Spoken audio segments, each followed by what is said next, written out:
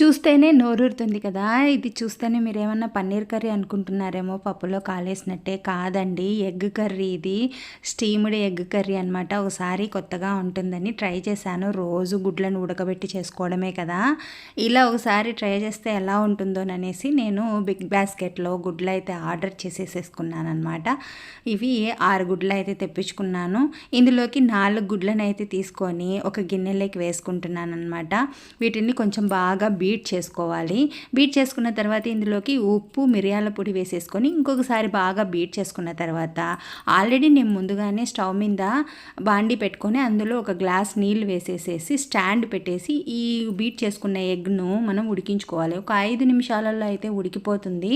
ఎక్కువ టైం ఏం పట్టదనమాట. తర్వాత దీన్ని తీసి పక్కన పెట్టుకొని చల్లార్చుకున్న తర్వాత దీన్ని పీసెస్ లాగా కట్ చేసుకుంటున్నాను. అయితే చూస్తే ఎవరైనా తినేంత వరకు గుర్తుపట్టరండి. పన్నీర్ ముక్కలనే అనుకుంటారు. అయితే కొత్తగా ఉంటుంది. ఒకసారి ట్రై చేద్దామని అయితే ట్రై చేశాను. రోజులా కాకుండా ఈ విధంగా నేను ట్రై చేశానన్నమాట. ఎవరైనా కానీ కొత్తగా వంట చేయాలి, ఏదేదో కొత్తగా చేసి పెట్టాలి ఇంట్లో వాళ్ళకి అనుకునే వాళ్ళైతే ఈ విధంగా ట్రై చేయండి. చాలా బాగుంటుంది. ఇది చపాతీలకు కానీ అన్నంలోకి కానీ ఎందులోకైనా చాలా బాగుంటుంది. నేనైతే స్టవ్ మీద బాండీ అయితే పెట్టేసేసుకొని 3 స్పూన్ల వరకు ఆయిల్ వేసేసి తర్వాత ఎర్రగడ్డ ముక్కలు, కరివేపాకు వేసి కాస్త లైట్గా ఫ్రై చేసుకున్న తర్వాత అల్లం తెల్లగడ్డ పేస్ట్ కూడా వేసేసి పచ్చి వాసన పోయిన తర్వాత 2 టమోటాలు సన్నగా తరిగి పెట్టుకున్నవి కూడా వేసేసేసుకొని టమోటా ముక్కలు మెత్తపడేంత వరకు వేయించుకోవాలి.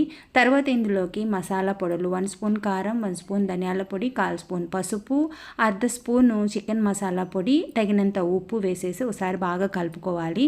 చికెన్ మసాలా లేకపోయినట్లయితే మీరు గరం మసాలా కూడా వాడుకోవచ్చండి.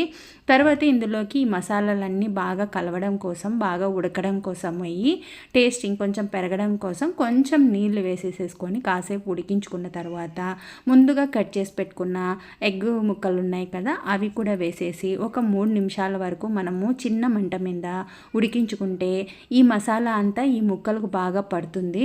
అప్పుడు తినేటప్పుడు టేస్ట్ ఇంకొంచెం బాగుంటుంది. నేనైతే పప్పు పక్కన పెట్టుకొని సర్వ్ చేసుకున్నాను. ఒకసారి ముందుగా కలుపుకొని చూస్తామనేసి తిన్నానమాట. పర్లేదు, బాగానే ఉంది, తినచ్చు. ఇది చపాతీలకు కూడా పక్కన పెట్టుకొని తినడానికి చాలా బాగుంటుంది. తప్పకుండా ట్రై చేస్తారు కదా. ట్రై చేసి మీకు ఎలా కుదిరిందో నాకు కమెంట్ రూపంలో తెలియజేయండి. ఓకేనా? ఈ చాలామంది చూస్తున్నారు కానీ సబ్స్క్రైబ్ చేసుకోవడం లేదు. ప్లీజ్ సబ్స్క్రైబ్ చేసుకొని సపోర్ట్ చేయండి.